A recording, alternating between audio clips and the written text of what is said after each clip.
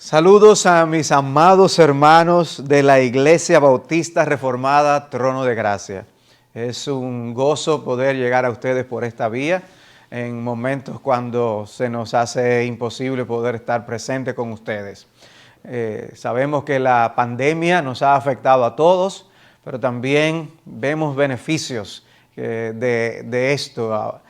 Dios moviéndose en el mundo y aún permitiéndonos a nosotros el uso de la tecnología para poder llegar a tantas personas. Sin tener que salir de nuestra ubicación, podemos llegar a iglesias como las de ustedes. La verdad es que deseamos transmitirles un saludo de amor de parte de Iglesia Bíblica del Señor Jesucristo y nos gozamos con esta oportunidad de poder compartir la palabra de Dios con ustedes. Así que vamos ahora a tener un tiempo de oración y a encomendar el estudio de la palabra del Señor en sus manos. Señor y Padre nuestro, te damos gracias por esta oportunidad que nos das, gracias por tu palabra, gracias por mis hermanos allí en Venezuela, te suplicamos una bendición muy especial sobre ellos y queremos que tu palabra, Señor, tenga no solo cabida en cada uno de nuestros corazones, sino que fructifique y que todos nosotros podamos vivir para la alabanza de la gloria de tu gracia. Nos encomendamos pues a ti, bendice este tiempo juntos, en el nombre de Jesús. Amén. En conversación con el pastor Plinio, él me exhortaba a compartir con ustedes un sermón que él escuchó que yo traje a nuestra propia congregación. Y me refiero al mensaje titulado La mortificación del pecado, el aspecto negativo de la santificación. Está basado en Romanos 8:13, cuando el apóstol Pablo dice, porque si vivís conforme a la carne, habréis de morir. Pero si por el Espíritu hacéis morir las obras de la carne, viviréis. Es muy probable que ustedes hayan visto alguna película en la que ustedes ven que hay personas que son teletransportadas y de repente están en un ambiente de paz y luego aparecen en un ambiente de guerra y tienen que ponerse en acción inmediatamente. Son transportados en el tiempo, transportados en el espacio y cambian a una escena completamente diferente. Pues algo así es lo que ocurre cuando Dios en su gracia nos alcanza y nos salva. Porque inmediatamente somos colocados en medio de un campo de batalla con enemigos que son irreconciliables con el Señor, que son el diablo, el mundo y el pecado. Dios nunca hará las paces con ninguno de ellos y nosotros tampoco debemos hacerlo. El diablo nunca volverá a su posición anterior, sino que será arrojado al infierno que fue preparado para él y para sus ángeles. El mundo siempre estará en enemistad con Dios, como lo expresa Santiago 4:4. Oh almas adúlteras, ¿no sabéis que la amistad del mundo es enemistad hacia Dios? El mundo siempre será enemigo de Dios. Y Dios siempre aborrecerá el pecado. Y nosotros debemos aborrecerlo también. Cuando hablamos de la santificación, ese aspecto tan importante de la doctrina de la salvación, nosotros tenemos un aspecto negativo y un aspecto positivo. El aspecto positivo de nuestra santificación es esa conformación cada vez más creciente a la imagen de Jesús. El propósito, la meta de nuestra salvación es hacernos como Jesús, Romanos 8:29. La meta es ser semejantes a Él, crecer en piedad, crecer en santidad. Pero nuestra santificación también contempla un aspecto negativo, que es la erradicación del pecado de nuestra vida, deshacernos de los hábitos pecaminosos y sustituirlos por los piadosos. Y la mortificación del pecado entra dentro de esta clasificación del aspecto negativo, es el dar muerte al pecado. Y aunque sea un tema que explica la parte negativa, no necesariamente debemos abordarlo con una actitud negativa. Yo creo que nosotros tenemos enseñanza en las Escrituras que pueden permitirnos tratar el tema de lucha contra el pecado, pero de una forma que aún anime nuestros corazones. En cuanto al contexto en el que aparece esta exhortación de Pablo en Romanos 8, nosotros quizás esperaríamos estas palabras en un contexto como el de Efesios 6, cuando el apóstol Pablo habla de que no tenemos lucha contra carne y sangre. Pero ese no es el caso. Y nosotros tenemos esta declaración en Romanos 8, donde Pablo inicia el capítulo con: no hay ahora condenación para los que están en Cristo Jesús. Y el capítulo concluye con el famoso grito de victoria que empieza en el versículo 37. En todas estas cosas somos más que vencedores por medio de aquel que nos amó. Y en el versículo 39, de que nada nos podrá separar del amor de Dios, que es en Cristo Jesús, Señor nuestro.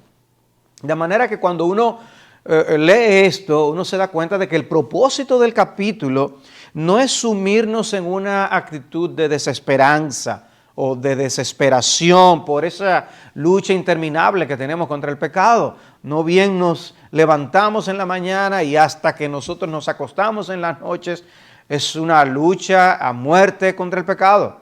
No se detiene, ya sea con nuestras acciones, con nuestras palabras, con actitudes, con pensamientos. Es una lucha continua. Tenemos tantos privilegios ahora en Cristo y una bendición tan gloriosa en la eternidad, que estas cosas deben traer una mejor perspectiva a la lucha que nosotros tenemos contra el pecado. La doctrina de la mortificación del pecado y la actitud nuestra de buscar la muerte del pecado no trata de robarnos del gozo de la vida cristiana, sino hacernos conscientes de esa realidad del conflicto para que podamos luchar apropiadamente. Nosotros saldremos victoriosos. Tenemos esa garantía y promesa de las Escrituras. Pero la Biblia es, y eso es algo maravilloso de la Biblia, un libro sincero. La Biblia no nos oculta el hecho de que tenemos ese conflicto y de que somos hijos de Dios. Y que el hecho de ser hijos de Dios ahora nos hace blanco del maligno, blanco del príncipe de este mundo. Él quisiera hacernos caer, él quisiera derrotarnos. Él no pudo con el Hijo de Dios, pero va a perseguir a la iglesia. ¿Recuerdan ustedes aquella escena cuando Pablo estaba persiguiendo a los cristianos? Que el Señor le dije: ¿por qué me persigues? Él estaba persiguiendo a la iglesia, pero Cristo dice: ¿por qué me persigues? Nosotros, por ser hijos de Dios, vamos a ser perseguidos. Esa identificación con Dios nos hace blanco del enemigo. El Señor nos da maravillosos momentos de descanso en esta vida, pero no son para otra cosa que para recargar las energías y seguir luchando, porque el verdadero descanso será en la gloria. De manera que desde el mismo inicio de nuestras vidas cristianas, nosotros nos encontramos en ese campo de batalla luchando. Nosotros no tenemos la garantía, como algunas posturas en la historia ha habido, que dicen que el cristiano puede llegar a un momento en que ya no tiene problema con el pecado. Se le llama una experiencia de victoria permanente. Hay una crisis que garantiza que de ahí en adelante vivimos en perfección, sin ser vencidos por la tentación y por el pecado. Nosotros no creemos tal cosa, sino que continuamente tenemos que estarnos presentándonos a nosotros mismos como sacrificio vivo delante del Señor, como dice Romanos capítulo 12.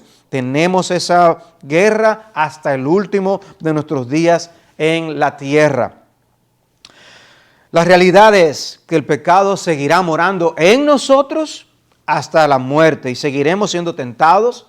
El mundo seguirá luchando contra nosotros y el diablo tratará de mostrarnos engaños y estratagemas con los cuales hacernos caer. Lanza sus anzuelos y va a querer que nosotros mordamos su carnada. Y es vital, es crucial que nosotros nos mantengamos en una actitud de alerta, velando y orando para no entrar en tentación y evitar caer. Es por eso que los puritanos decían: si realmente tú tienes interés en vencer el pecado, no te coloques a ti mismo en el pecado. Pídele a Dios: no nos metas en tentación. Es vital que nosotros nos mantengamos preparados con toda la armadura de Dios y combatiendo contra el pecado. Hay películas que manifiestan muestran monstruos horribles, horrendos, y una de ellas es El Señor de los Anillos. Y yo creo que la razón por la que lo hace es porque esa película presenta, los libros del Señor de los Anillos, presentan ese conflicto entre el bien y el mal es presentado con esas bestias difíciles de vencer, horribles. La misma razón por la que Juan Bunyan en el libro El Progreso del Peregrino describe a Apolión de una manera tan gráfica. Y es porque nosotros necesitamos tener una perspectiva correcta de la vida cristiana. Y eso incluye el que nos mantengamos dando muerte al pecado. De seguro ustedes han visto alguna de esas películas en las que hay un enemigo, un animal, un monstruo que es imposible, casi imposible de matar, un robot que no se destruye y por más que le hacen cosas, vuelve a la vida. El protagonista lo da por muerto y de repente vuelve a vivir y toda la película se desenvuelve en tratando de acabar con esa criatura. Y algo así es que ocurre en nuestra lucha con el pecado. En el momento en el que ya tú piensas que por fin vas a descansar, ya lo mataste, ahí vuelve con toda su fiereza, de una manera o de otra. O sea que nosotros debemos mantenernos luchando, pero debemos hacerlo con esperanza. Dios nos ha dado las herramientas que necesitamos, porque si vivís conforme a la carne, habréis de morir. Pero si por el Espíritu hacéis morir las obras de la carne, viviréis. Hay una fraseología similar en Colosenses 3:5. Dice, haced morir pues lo terrenal en vosotros. La meta es darle muerte. Y dice luego, fornicación, impureza, pasiones desordenadas, malos deseos y avaricia, que es idolatría. Pero tratando de desglosar en parte el texto que tenemos por delante, me gustaría primero destacar un aspecto que contiene el versículo. Y es la realidad de que sin el Espíritu Santo nosotros no tenemos esperanza alguna de victoria. Es la absoluta indispensabilidad de nuestra dependencia del Espíritu de Dios. Es por el Espíritu que podemos hacer morir las obras de la carne. Nosotros no tenemos que demostrar el rol que une la epístola a los romanos, que desempeña la epístola de los romanos en el Nuevo Testamento. Es un libro crucial, ¿no?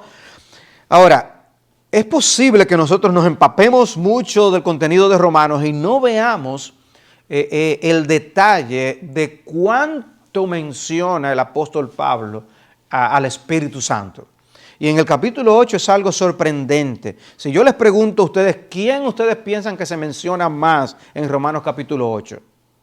¿Jesucristo o el Espíritu Santo? Bueno, sin hacer un conteo cuidadoso del texto, revisando simplemente la Biblia de las Américas, no el texto original, yo encontré 13 referencias a Cristo y 18 referencias al Espíritu Santo. De manera que por el cúmulo de momentos en que se repite el Espíritu Santo, vemos que hay un énfasis que tiene el apóstol Pablo. Ahora puedo mencionarles algunos de estos casos. En el versículo 4 habla de los que los que están en Cristo andan conforme al Espíritu. Porque hay quienes están en Cristo y hay quienes no lo están. Y lo que Pablo va a decir acerca de la mortificación del pecado es para aquellos que están en Cristo. Porque los que no tienen al Espíritu Santo, al Espíritu de Dios morando en ellos, como dicen los versículos 9 y 11, no pueden realmente andar según el Espíritu, no pueden dar muerte al pecado. Tratar de dar muerte al pecado sin haber recibido la gracia salvadora de Cristo es un imposible. Solo los que tienen al Espíritu de Dios morando en ellos pueden verdaderamente dar muerte al pecado. Una persona, por diversos motivos e intereses, puede dejar de hacer lo malo en un momento dado. Pero no esto que está describiendo Romanos aquí, de dar muerte al pecado. Es absolutamente crucial que los que quieren vivir según Romanos 8 experimenten la realidad de Romanos 6, que hayan dado muerte al poder y a la esclavitud del pecado. Solo seremos libres para mortificar el pecado si ha habido una muerte inicial cuando fuimos salvados. Por eso las palabras de Romanos 6:11, consideraos muertos para el pecado. Y dice allí mismo en el versículo 22 también, Romanos 6, 22. Pero ahora, habiendo sido libertados del pecado y hechos siervos de Dios, tenéis por vuestro fruto la santificación y como resultado la vida eterna. La mortificación del pecado es parte de lo que se llama en teología la santificación progresiva. Es una parte esencial de ese desarrollo. Nosotros ciertamente fuimos santificados al momento de nuestra salvación. Hay una santificación posicional, un hecho. Ya la Biblia nos llama santos, pero también nosotros estamos creciendo en santidad. Y la mortificación del pecado, el dar muerte al pecado, es parte crucial de ese desarrollo. Dice Romanos 8, 5, que debemos poner la mente en las cosas del Espíritu, siguiendo mencionando las cosas del Espíritu Santo. Hay una forma de pensar espiritual que tienen aquellos que viven conforme al Espíritu. Y es que ponemos la mente en las cosas del Espíritu. Nos interesan las cosas del Espíritu. Meditamos en las cosas del Espíritu. Hay una mente que no es terrenal, sino una mente que es celestial y piensa en las cosas de Dios. Otra cosa que se menciona, y esto en varios versículos de Romanos 8, es que el Espíritu es el dador y sustentador de la vida. Y no solamente la vida física, sino también la vida espiritual. El Espíritu, dice la Escritura, es dador de vida en el Evangelio de Juan. Aquí también se menciona en Romanos 8:14 que los hijos de Dios son guiados por el Espíritu. En el versículo 16 se nos dice que el Espíritu confirma nuestro estatus como adoptados por Dios, de que somos hijos de Dios. El Espíritu es crucial en nuestro crecimiento en la gracia y es más que evidente que Pablo quiere que notemos ese rol tan importante y crucial que desempeña el Espíritu Santo en la salvación y en la vida cristiana. Dice Romanos 8:11, pero si el Espíritu de aquel que resucitó a Jesús de entre los muertos habita en vosotros, el mismo que resucitó a Cristo Jesús de entre los muertos, también dará vida a vuestros cuerpos mortales por medio de su Espíritu que habita en vosotros. Y podemos observar ahí en pasado dice si el Espíritu de aquel que resucitó a Jesús. Y en presente dice el Espíritu que ahora habita en vosotros. Y del futuro dice también dará a vosotros vida, a vuestros cuerpos mortales por medio de su Espíritu que habita en vosotros. Hay algo que estando ya habitando en nosotros, hay algo que Él continuará haciendo en el pueblo de Dios. Si el Espíritu Santo mora en ti, el Espíritu te dará vida. Si el Espíritu mora en ti, hay vida espiritual y hay una vida que sustentar, que el Espíritu Santo la mantiene vivificando tu alma. Si por el Espíritu hacéis morir las obras de la carne, viviréis. Y el texto nos dice con claridad que la mortificación del pecado es una obra nuestra, pero que es una obra que la hacemos en dependencia del Espíritu Santo. Y eso es crucial, hermano. Es decir, muy importante que estemos conscientes de que hay algo que hacer. Si por el Espíritu hacéis morir, si vosotros hacen morir, pero por el Espíritu. Las dos cosas son ciertas. Sin el Espíritu, amados hermanos, no existe la más mínima probabilidad de victoria. Era el puritano John Owen que decía que es más fácil que un hombre vea sin ojos y que hable sin lengua a que dé muerte a un pecado sin el Espíritu. Ese es el tipo de dependencia del Espíritu que tú y yo debemos de practicar.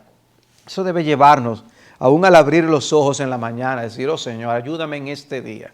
Envía tu Espíritu para que instante tras instante me ayude a poder dar muerte al pecado. Cosas se van a presentar durante el día que yo pueda en mi hogar y fuera de mi hogar glorificarte a ti en la manera como yo trato el pecado. Porque podemos tomar medidas drásticas, tomar resoluciones, usar todos los medios de la gracia, pero si el Espíritu no es el que nos da la fuerza y la determinación, de nada valdrá. Es el Espíritu quien puede alimentar nuestra fe, quien puede mantener la llama de nuestro amor por Cristo bien encendida. Dice 2 Corintios 3:18, siendo transformados en la misma imagen de gloria en gloria, como por el Señor el Espíritu. El Espíritu nos transforma. ¿Qué dice Gálatas 5, 16 y 17? El fruto del Espíritu. Habla, andad por el Espíritu y no cumpliréis los deseos de la carne, porque el deseo de la carne es contra el Espíritu y el del Espíritu en contra de la carne. Y luego versículos 22 y 23, el fruto del Espíritu es. Nosotros necesitamos andar en el Espíritu y cuando andamos en el Espíritu pues se presentarán los frutos del Espíritu. Espíritu, Espíritu, Espíritu. ¿Estamos cuidando nuestra relación con el Espíritu de Dios? Cuando los puritanos hablaban de nosotros contristar el Espíritu, una de las cosas que ellos decían es que un espíritu contristado puede convertirse en un espíritu que retire su poder en nuestras vidas, de manera que quedamos a merced del pecado. Y nosotros sin el poder del Espíritu no podemos dar un paso. O sea que espero haberles convencido de la urgente necesidad que tenemos de depender del Espíritu de Dios. Pero quisiera ver algo más que aparece en nuestro texto, y es algo que yo he llamado la opción que no es opción. La opción que no es opción, porque dice, porque si vivís conforme a la carne, habréis de morir. Si vivís conforme a la carne, habréis de morir. En otras palabras, si tomas la opción de vivir conforme a la carne, vas a morir. Y lo que estamos viéndolo, analizándolo es ese estilo de vida, esas decisiones que viven conforme a la carne, no es ni siquiera una opción a considerar. No vale la pena porque el resultado es muerte. Ni mires para allá, como nosotros bien decimos. No hay nada que buscar por la vía de la carne. Las consecuencias son demasiado funestas. Si vivís conforme a la carne, habréis de morir. La mortificación del pecado no es un deber para los incrédulos. Los incrédulos lo que tienen que hacer es volverse a Cristo para la salvación de sus almas. A menos que la persona sea creyente, no podrá dar muerte al pecado. Nosotros tenemos lucha contra el pecado. Para el incrédulo, vivir en la carne es lo normal. No es opción y las consecuencias van a ser la perdición eterna. Dice Albert Martin en un libro publicado con varios autores en sus capítulos titulados Santificación, Creciendo en la Gracia. Dice Albert Martin, no importa lo que profeses haber experimentado, aun si habla de escuchar el aleteo de las alas de los ángeles, y aunque hayas mostrado las huellas en las paredes por lo que subiste y bajaste y caminaste en el techo, no importa las maravillas que tú puedas hacer. Dice, si vives conforme a la carne, morirás, pero si haces morir las obras de la carne, vivirás. Evidentemente, la labor de mortificar el pecado no es algo que va a ocurrir si nosotros lo dejamos que pase o suceda de manera descuidada y con toda ligereza. No es algo que ocurre sin que nosotros nos demos cuenta. Wow, di muerte a 4 pecados sin darme cuenta. No, es algo en lo que tenemos que estar activamente involucrados. No es algo que sucede en nuestro tiempo libre de la vida cristiana. Nosotros no tenemos tiempo libre de la vida cristiana. Siempre tenemos que estar dando muerte al pecado. Cuando estamos trabajando y cuando estamos de vacaciones, cuando estamos cansados y cuando estamos descansando.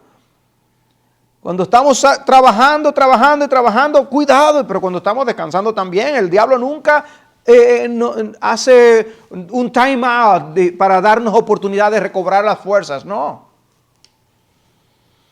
Y las consecuencias pueden ser desastrosas, por eso habla de moriréis. Hay consecuencias que pueden ser bien desastrosas.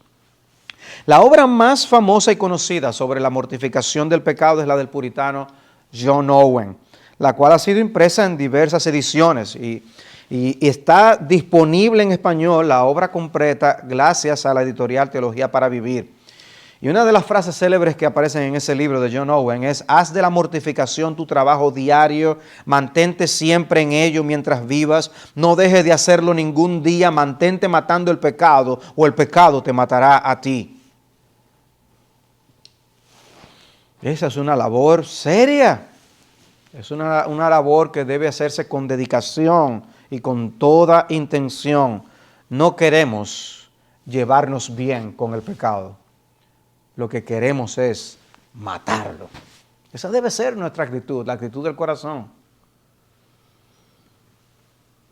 ¿Te están impidiendo algunos pecados que tú crezcas en tu andar con el Señor?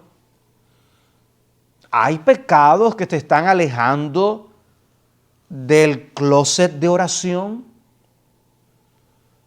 ¿Hay pecados que te están apartando de leer las Escrituras o de, si la lees aún, de meditarla y de ponerla por obra? Porque el pecado lo que busca es eso.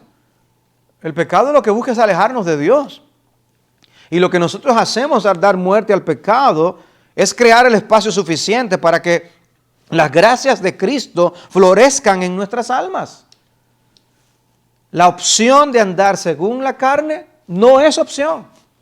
Ni lo consideres. Pero eso sí me lleva a ver la opción que sí debemos considerar.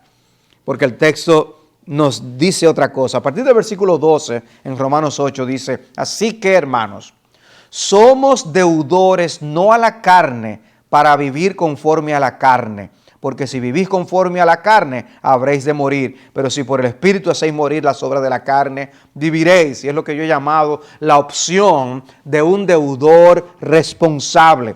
El versículo 12 está expresando de un modo que uno esperaría, la idea de una forma que uno concluiría la oración de otra manera. Somos deudores no a la carne para vivir conforme a la carne, sino al Espíritu para vivir conforme al Espíritu. Eso es lo que uno entendería, pero no es lo que expresa claramente. Pero hay un contraste en cuanto al andar del Espíritu, conforme al Espíritu. En el versículo 4 dice: no andamos conforme a la carne, sino conforme al Espíritu. O sea que la idea está unida como quiera en el contexto. Y el versículo 12 vuelve y nos habla de la realidad de que el creyente anda conforme al Espíritu, pero lo hace desde el punto de vista de la motivación que el Hijo de Dios tiene para hacerlo. Somos deudores al Espíritu. Enterarse que uno tiene una deuda no es algo que uno ve con buenos ojos. ¿Cómo? Que yo te debía, yo ni me acordaba, que yo, wow, perdóname. Bueno, hay una deuda que tú y yo tenemos con el Espíritu. No sé si estabas consciente de eso o no, pero tenemos una deuda. Si tú has sido salvado por el Espíritu de Dios, si el Espíritu te ha ayudado a perseverar hasta aquí, somos deudores al Espíritu. Tenemos una deuda. Y una deuda imposible de pagar. Y lo que nosotros tenemos que hacer es lo correcto. La actitud correcta al ser un deudor del Espíritu es vivir conforme al Espíritu. Vivir honrando los intereses del Espíritu de Dios, los deseos del Espíritu de Dios. Y el Espíritu Santo es un Espíritu que santifica. Él quiere tu santificación. Honrar al Espíritu, ser deudor al Espíritu, debe encaminarnos a nosotros procurar el camino de la santidad. La gloriosa gracia redentora con la que fuimos alcanzados por Dios nos ha convertido en eternos deudores de esa bendita gracia. Eternos deudores. ¿A quién le debemos nosotros lo que tenemos? ¿A la carne? No. Tenemos una deuda con el Espíritu.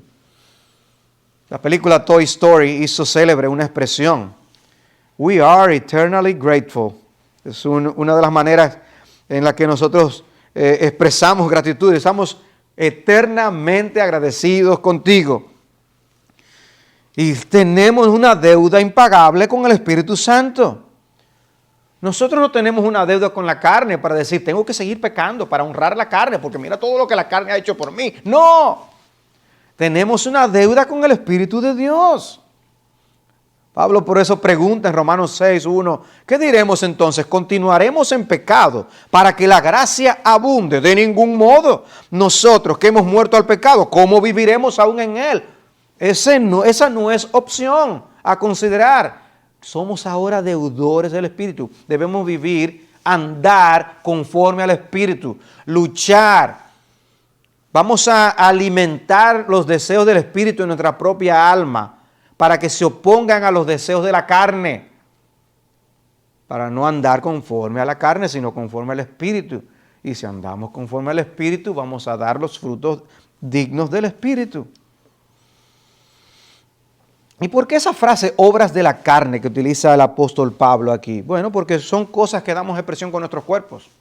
Nuestros cuerpos se convierten en instrumentos de la injusticia, que es uno de los temas que Pablo trata en Romanos capítulo 6. Dice en Romanos 6:12, no reine el pecado en vuestro cuerpo mortal, para que no obedezcáis sus lujurias. ¿Cómo caemos en lujuria? Sino a través de nuestros cuerpos. Ni presentéis los miembros de vuestro cuerpo al pecado como instrumentos de iniquidad. Es con las manos, es con los ojos, es con nuestros pies que vamos a lugares. Sino presentaos vosotros mismos a Dios como vivos de entre los muertos y vuestros miembros a Dios como instrumentos de justicia. Es usar lo que somos de nuestro cuerpo para la gloria de Dios. Marcos 9:47, si tu ojo te es ocasión de caer, sácatelo. Te es mejor entrar al reino de Dios con un solo ojo que teniendo dos ojos ser echado al infierno. Hay algo que hacer al respecto. Tomar medidas para nosotros andar conforme al Espíritu y no conforme a la carne.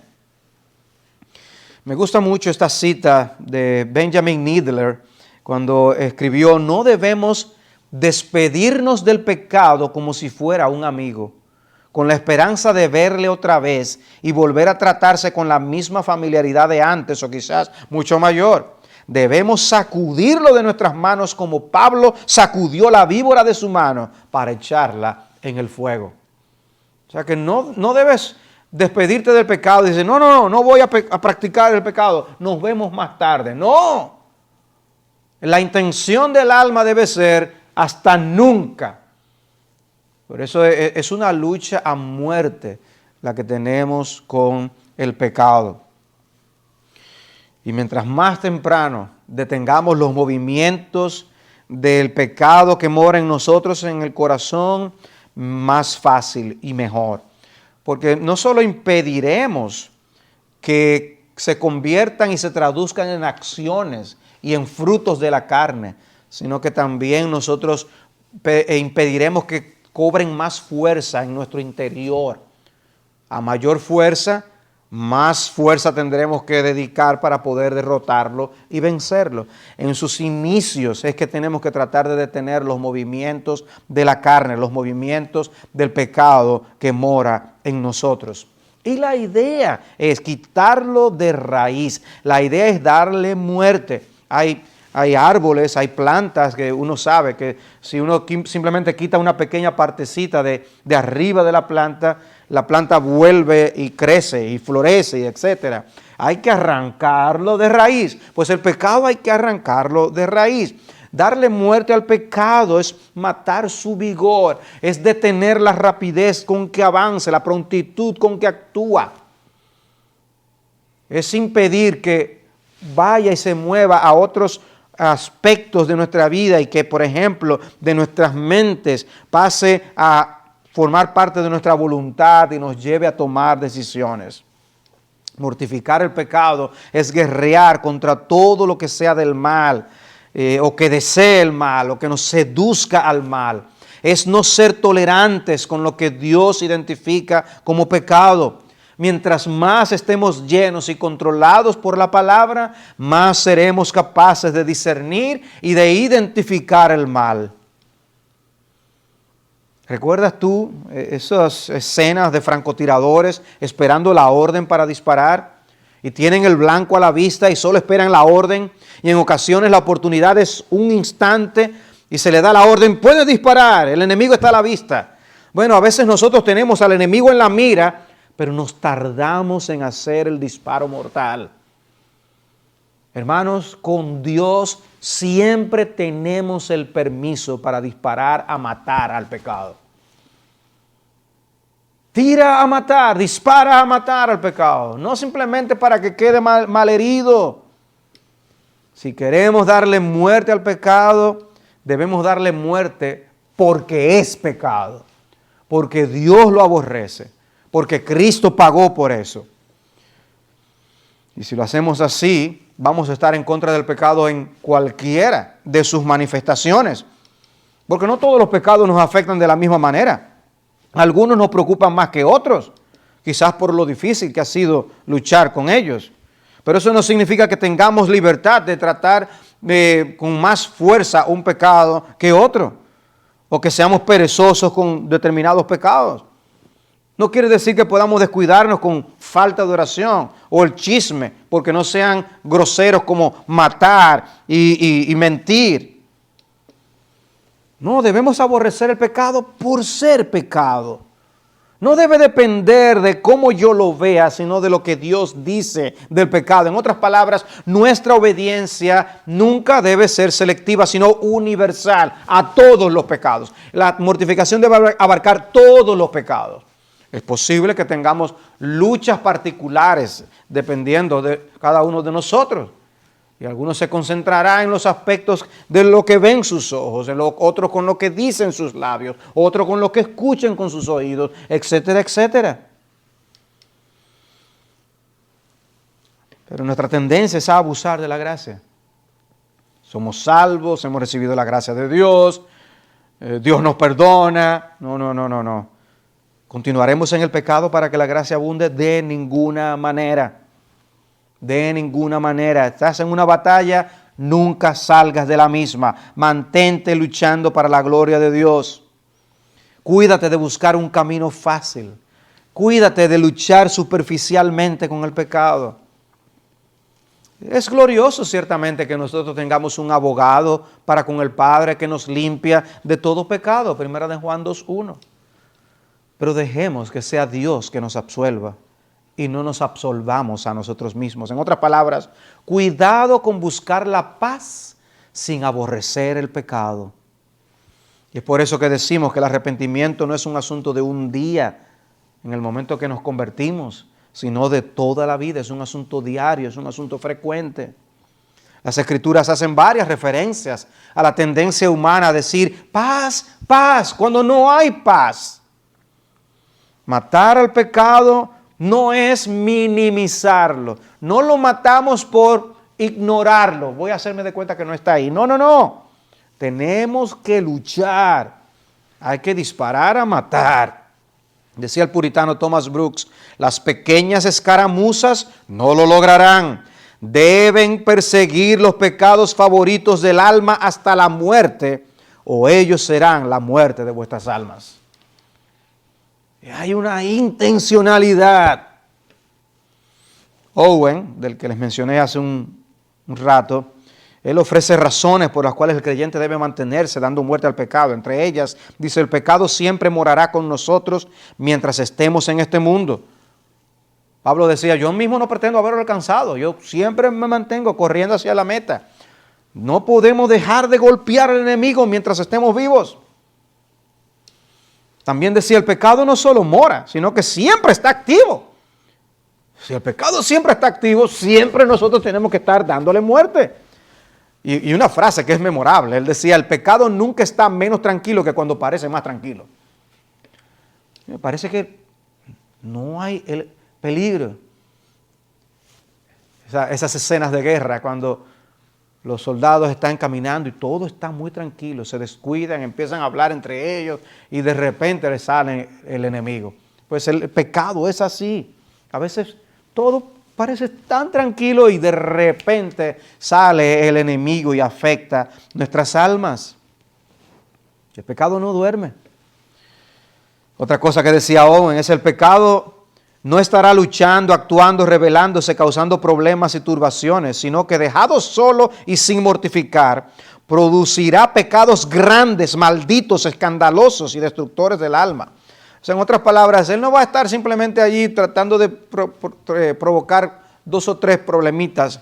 Él va luego a atender a los grandes. Primero te lleva a violar este principio y luego a violar este otro principio y luego va a querer más. Pero ahora un poco más y ahora un poco más. Porque él, aunque al principio te muestra una carnada pequeña, él lo que quiere es esconderte el anzuelo que hay detrás, a que tú caigas en cosas aún más graves aún. No te dejes llevar, engañar de las ofertas iniciales del pecado. Hay una cadena de pecados para arrastrarte. Decía Albert Martin, el diablo nunca anda en búsqueda de un aperitivo con tu dedo, él quiere tener una comida completa con tu alma. No es una partecita de ti. Spurgeon, por su lado, dice, el pecado es como una escalera, pocos alcanzan la altura de la iniquidad de un sopetón, La mayoría de las personas suben de un mal a otro y luego a un tercero y luego a un cuarto. Es como una escalera, poco a poco, poco a poco, poco a poco. El engaño del pecado.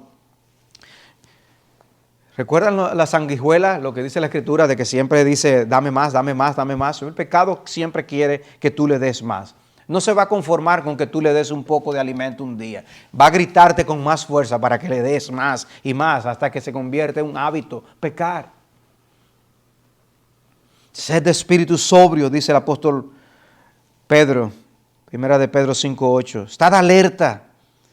Vuestro adversario el diablo anda al acecho como león rugiente, buscando a quien devorar. Ese es nuestro enemigo.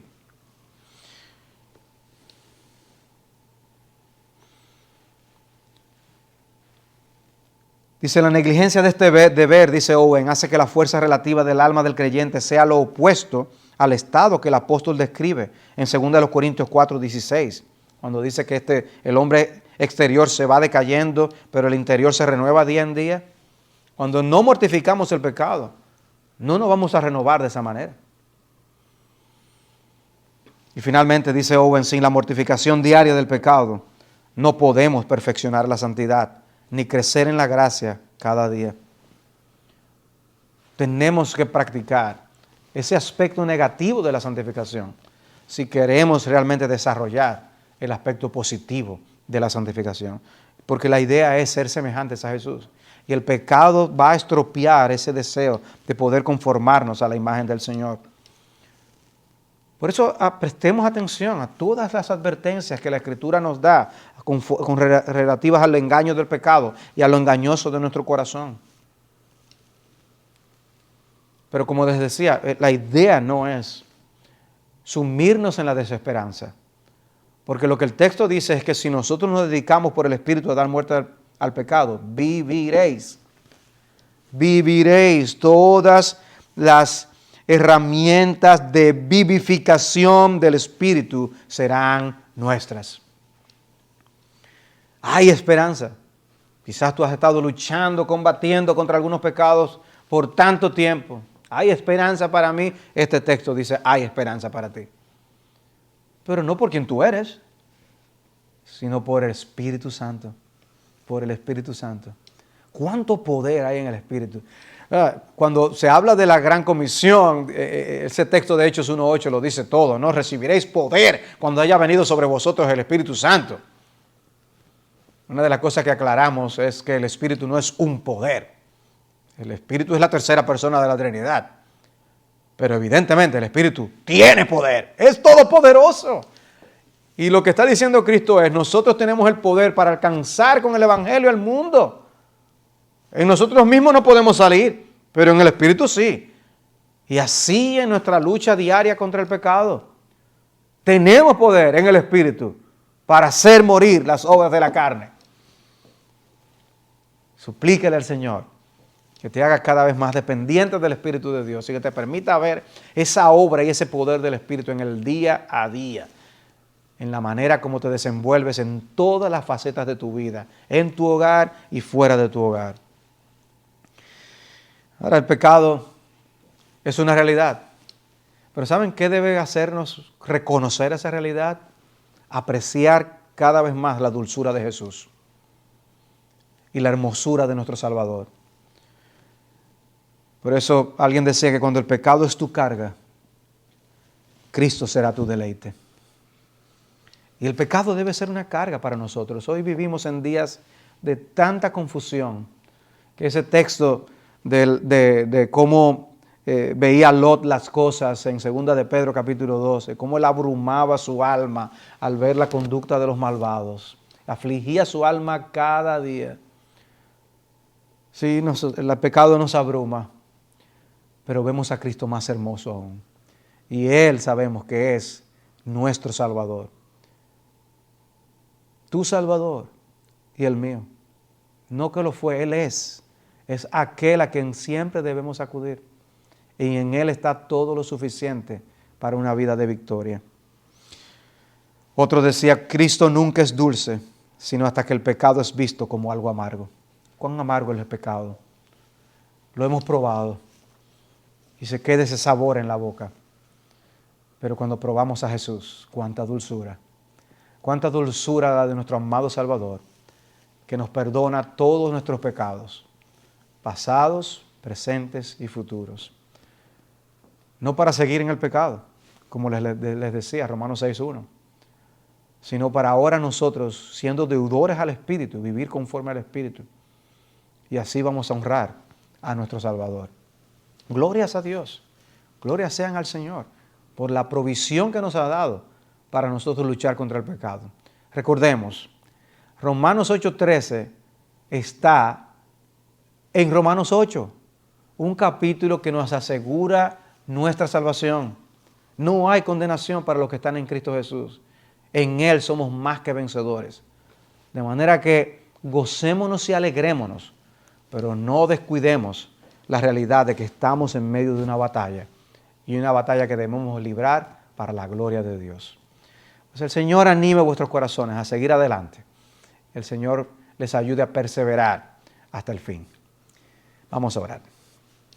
Te damos las gracias, Señor, por tu palabra. Una vez más te damos las gracias por la manera como tú nos instruyes y nos exhortas.